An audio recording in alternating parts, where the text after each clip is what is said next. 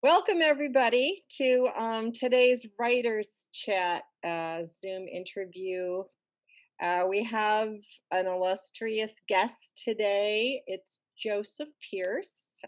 Joseph is a native of England, once a radical Protestant racialist as a young man, then a Catholic convert, now a best selling author of books on Chesterton, Shakespeare, Tolkien, Oscar Wilde, Solzhenitsyn, and Locke, besides editing the Augustan Review and hosting two 13-part TV series on EWTN about the Lord of the Rings.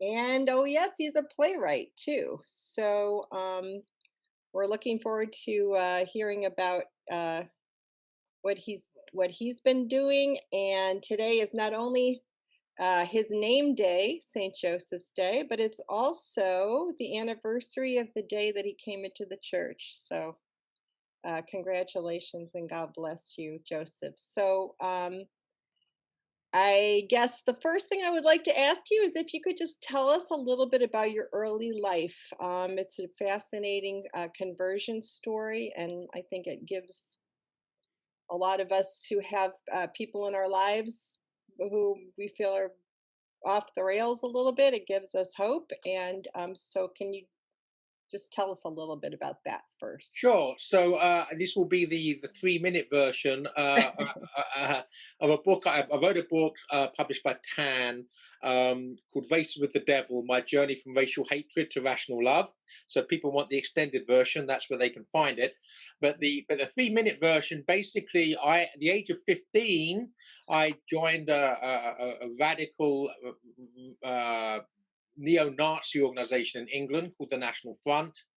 I rose through its ranks very quickly. I was editing two magazines by the time I was 19, and was on the movement's executive council.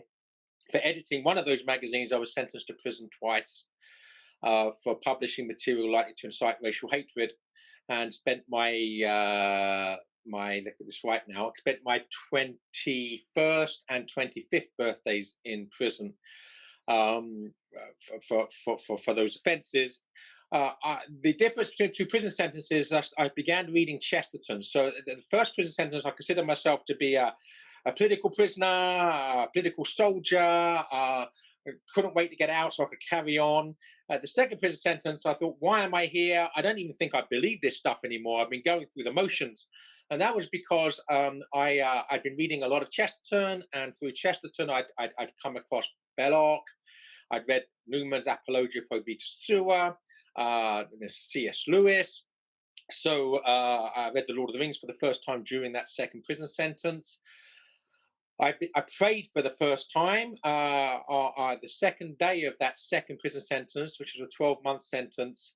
I had found myself holding some rosary beads, and I had no idea how to say the rosary. I was a very anti-Catholic person involved with the terrorist organizations in Northern Ireland, the anti-Catholic terrorist organizations, the UVF and the UDA.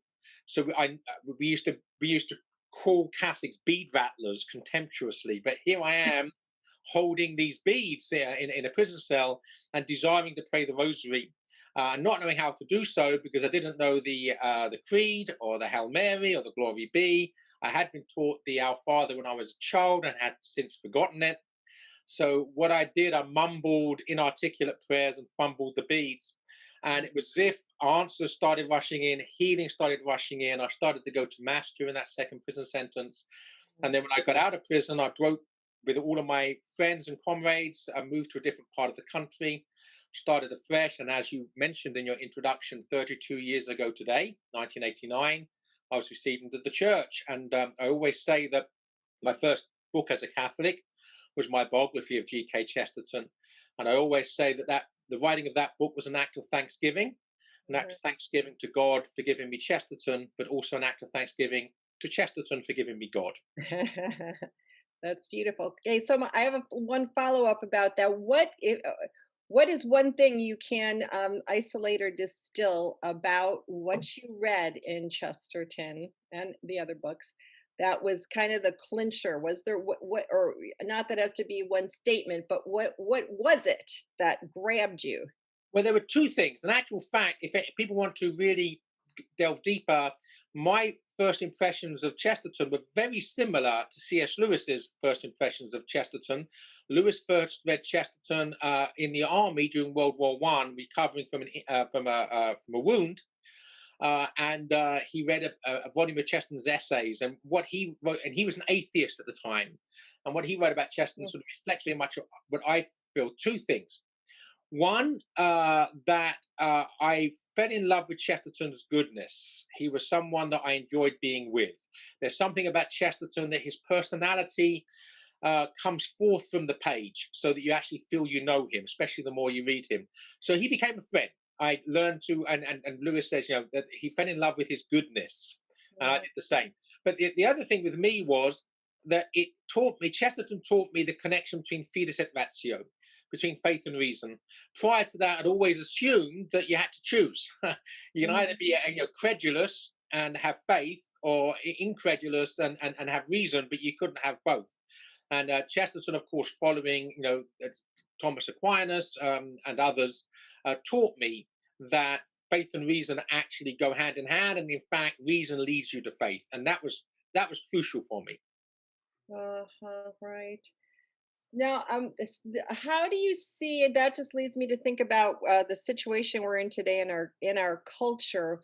How do you see that that tension between fides and ratio playing out, like in particular in our culture, and how do we address that? Well, the problem is that the modern world has abandoned reason. Basically, relativism is it's all about what I feel. It's not about an objective reality beyond the self. It's about about an egocentric understanding of the cosmos. And if something offends me, I have to cancel it. So it's all about feeling and not about reason. So this certainly is a challenge. And one of the reasons that my postulate, if that's the right word, my calling is to evangelize through the power of beauty, is that beauty always leads to truth. And if people are not open to, should we say, didactic philosophy or didactic apologetics in terms of theology, they are open to receiving theological and philosophical truths through a story, through something which is beautiful, a poem. And you see the power of the Lord of the Rings in that respect, for instance, and the power of Chesterton in that respect. Yeah, no one would have got me to pick up a Catholic Mhm. book when I was in my anti-Catholic days, but I picked up a book on Chesterton that was ostensibly to be about politics, but actually just led me in the direction where eventually I crossed the threshold into the church. So I think in an age that's abandoned reason, that has forgotten the self-sacrificial aspect of love, actually it's defining essential nature, that beauty is the means by which we can get past those watchful dragons, as Chesterton and Tolkien would say, and evangelize. Uh-huh. Hmm. Um, Oh, Christina, could I just say, yeah. I'm so grateful to Dr. Pearce for joining us, and I would like him once again to set the parameters, uh, because some people just joined us, they missed the first minute or two. You're a convert. You were very critical of the Catholic faith. You thought it was sort of oppressive or dogmatic or silly or uh, superstitious. You became a Catholic, and you're a profound defender of the faith today. And you recognize the great challenge that our time has in seeing Christ, in hearing his message, because there's so many clamoring messages that are proclaiming human freedom and human fulfillment.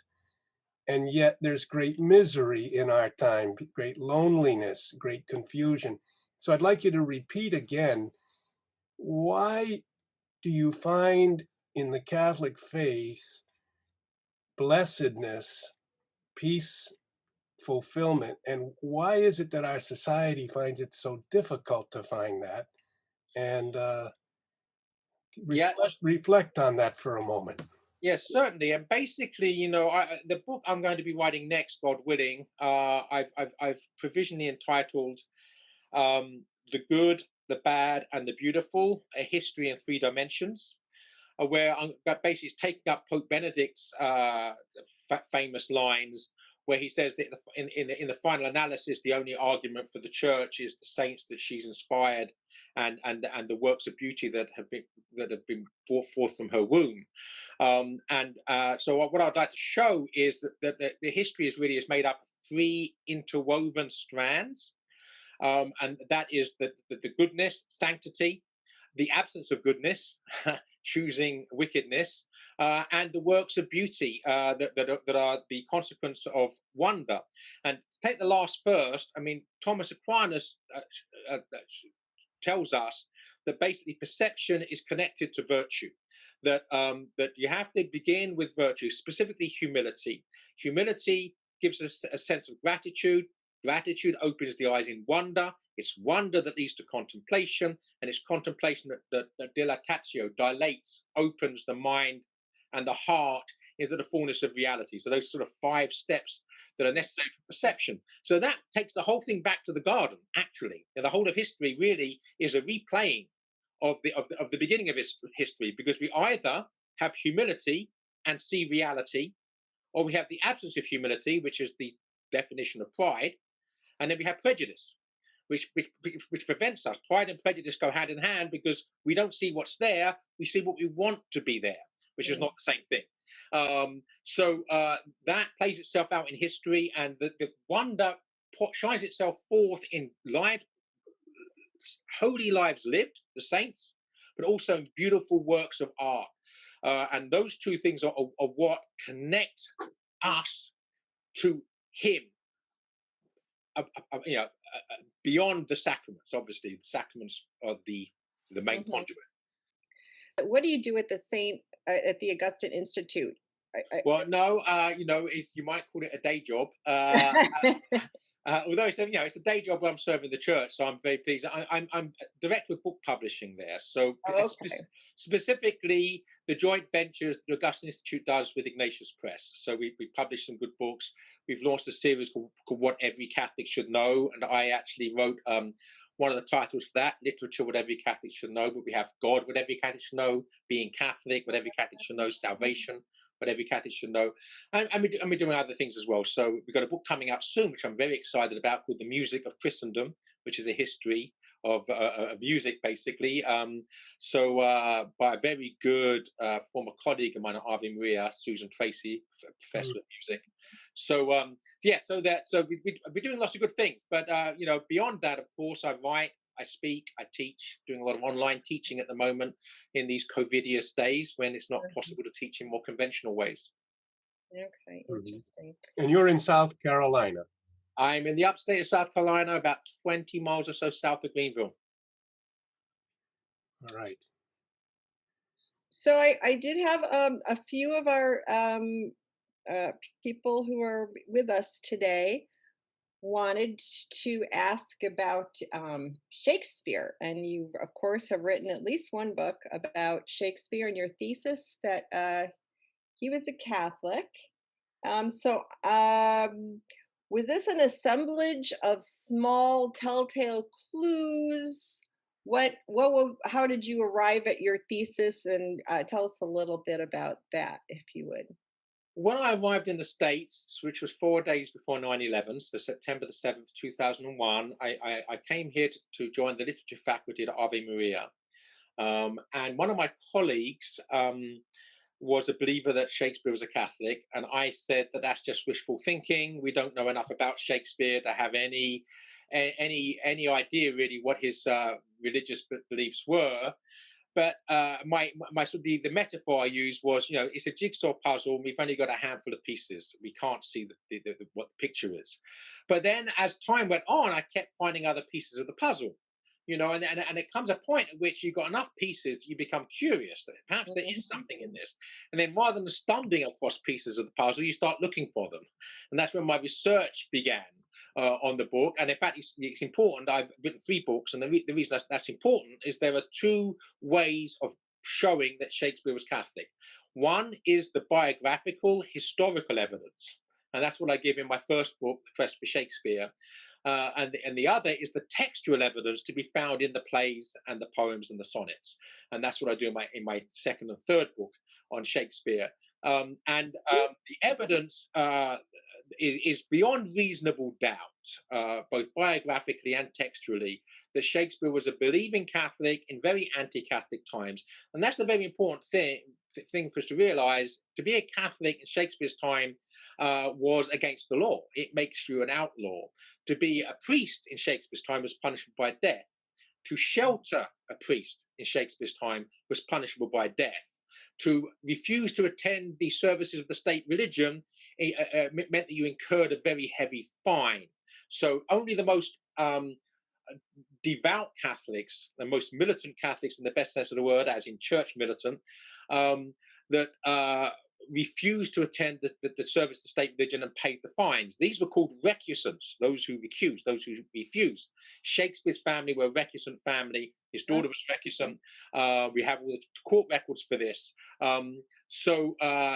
Shakespeare lived in a time of intense and intensive persecution of the church. Mm-hmm. So did this newfound knowledge affect or alter how you looked at Shakespeare, or how you interpreted anything that he said in his works? I'm just curious what, the upshot. It would obviously, ultimately, a work of art is a consequence of a relationship. First of all, it's the relationship with the giver of the gift, the giver, first of all, the talents, but also the giver of the muse, of the inspiration. Both of those are supernatural and come from God. Now, things get messed up when those things enter the human person, and the person with 5 talents, so in Shakespeare's case, to stretch the parable, 10 talents perhaps, who receives the inspiration. No, we can. If you're not a Catholic, that you do things with that, and you basically pridefully distort, pollute, pervert the gifts you're given. True art is to give back to the giver of the gift the fruits of the gift given, and I think Shakespeare does that, and I think that's how you see the Catholicism in his work. Of course, he has to walk a tightrope, because if he falls off one way, in other words, I'm actually teaching at the moment online Antigone by Sophocles, and there the choice you have to make is: do I follow the law of the land, which is anti-religious, and suffer the consequences, or do I and not suffer the consequences, to live a quiet life, or do I follow religion against the anti-religious laws of the land and suffer the consequences? So Shakespeare's living in that scenario. He doesn't want to go to prison, and who can blame him? And of course, he would then not be able to write any more plays. That would be the final play he ever wrote. Okay, so if he wants to have a voice, he has to walk the line. So the real trick is that if you're living, Elizabethan England is like the Soviet Union. You don't leave a paper trail behind you, and that's the challenge. So how does Shakespeare convey Catholicism? Through his plays.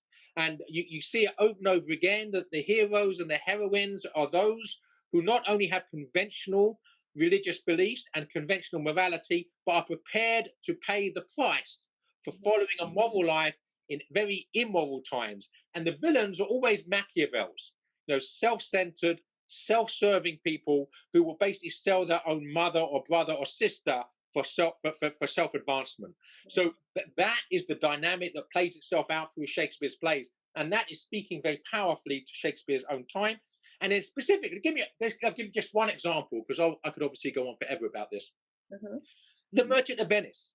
The only money lenders in England were the Puritans, were the Calvinists, because Calvin had basically said that usury was okay.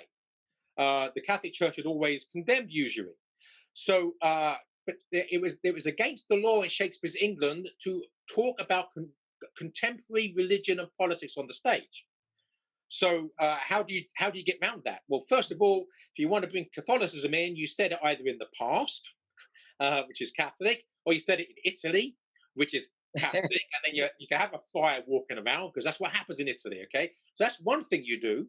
But the other thing you do, if you want to attack Calvinists, but you can't attack Calvinists because the law is against it, you tag them. So the moneylender. Everybody in Shakespeare's audience would know the moneylender's not a Jew, it's the Calvinist round the corner, right? But you have to understand history to actually get these connections. But Shakespeare's audience would absolutely have understood that as what's going on here. Interesting. So, go ahead, Bob. Do you have something to? Well, I just was thinking there's several moments in Shakespeare whom we regard Shakespeare as the #1 English language poet and playwright. So it's appropriate for us to discuss him. To consider him as a Catholic is interesting for us because he was regarded and is still regarded as the representative of an Catholic or a non-Catholic British tradition. So it's a fulcrum point. But what might be one or two examples, again, of something Catholic in his writing that we haven't thought of before? But I'm thinking also of King Lear when he meets Cordelia and asks her how much she loves him. And then at the end, he meets her again, and they're two birds in a cage, he refers to. But all of these things are so profoundly moving, and they're people who are repenting with great difficulty. It seems Catholic to me, but I wondered if you could reflect on one or two moments. Yeah, it's very Catholic. And in my book, Through Shakespeare's Eyes, Seeing the Catholic Presence in the Plays, there are several chapters on King Lear. You are completely correct. Your instincts are 100%. Basically, the whole motion of the play is set in place by King Lear telling his 3 daughters that they must love him above all else. He's the voice of the state, right? And if you love him above all else, you'll get, your share of the kingdom, your share of the spoils. If you refuse the gain, and what does Cordelia do? The two wicked sisters lie because they don't love him, but they tell him that they do. Whereas the true daughter who does love him refuses to play the game because it's bad for him to play the game. She chooses to love and be silent and suffer the consequences. And that, of course, is exactly what Catholics were doing in England, loving and being silent. And she's exiled for this. Many Catholics were exiled. And then at the end of the play, you're completely correct. The speech you refer to there, the "Come, let's away to prison" speech, there's a line in that which intertextually connects with the poetry of St. Robert Southwell, the Jesuit martyr. So, for instance, St. Robert Southwell wrote a poem called "Deceased Release." And it's about Mary, Queen of Scots. And it's written in the first person so that the words are being spoken by Mary, Queen of Scots. And it's the night before her execution. And the whole imagery of the poem is that she is being crushed because of her love for God. And in being crushed, the fragrance will rise like incense. And one of the phrases in the poem is, "I will be as God's spice," right? God's spice. In that "Come, let's away to prison" speech, Lear says to Cordelia, as they're being taken away to prison, "We will be as God's spies." So there's the play on words which Shakespeare loves, but of course, who were the God's spies? The Jesuits. This was basically Shakespeare of a deferential nod to Sir Robert Southwell, who I show, by the way, in a couple of my books, almost certainly knew Shakespeare well. It's entirely feasible that Sir Robert Southwell was Shakespeare's confessor. But there's no doubt at all that they knew each other and they refer to each other. The whole of the graveyard scene in Hamlet is basically inspired by a poem by Sir Robert Southwell called "Upon the Image of Death." So there's so much more I could say, but there's a smattering.